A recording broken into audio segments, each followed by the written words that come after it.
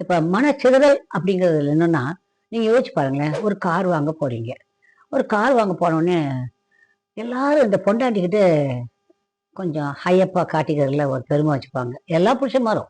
நான் எழுதி குடுக்குறேன், கையெழுத்து போட்டு கூட குடுக்குறேன். அவங்க கிட்ட ஒரு பந்தா காட்டுறதுல கொஞ்சம் அவங்களுக்கு கொஞ்சம் ஒரு இது இருக்கும். அப்ப என்ன பண்ணுவாப்புல, இவர் பார்த்திருப்பாரு 10,00,000க்கு.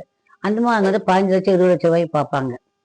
பார்த்த உடனே, அதுதாங்க நல்லா இருக்கும். குடும்பத்தோட போறதுக்கு நல்லா இருக்கும். ஆச்சு பூச்சுன உடனே, இவர் யோசிக்க மாட்டாரு. சரி அப்படின்னு சொன்னா, அப்ப என்ன பண்ணிடுச்சு? மனசு மட்டும் வேலை செஞ்சுச்சு. புத்தி கொஞ்சோண்டு வந்துச்சு. ஐயோ! உன்னால முடியுமாடா? இவ்வளவு தானே சம்பளம் வாங்குற, இஎம்ஐ கட்டணுமே, இல்லையா? அந்த இது இவ்வளவு செலவு பார்க்கணுமே அப்படிலாம் சொல்லுச்சு. ஆனா இவன் சட்டை பண்ணல. திடீர்னு வேலை வேற போயிடணும் வேற தெரியாது வேற. அதை கணிக்க மாட்டோம். கணிக்காம என்ன பண்றோம்? மாட்டிக்கிறோம். அப்ப அந்த காரையும் விற்கிறோம். நீ கஷ்டப்பட்டு வாங்கின வீட்டையும் விற்கணும். எல்லாத்துக்கும் என்ன ஆகுது? மனச்சிதறல்.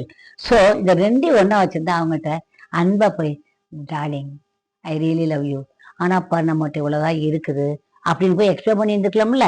எக்ஸ்பிளைன் பண்ணி இதுக்குள்ள வாங்கினோம்னா நம்ம சமாளிச்சுக்கலாம் அப்படிங்கிற புத்தி வருதுல்ல. அதுதான் சிதறல் இல்லாத குவித்த மனநிலையே என்று அர்த்தம். ஓகே.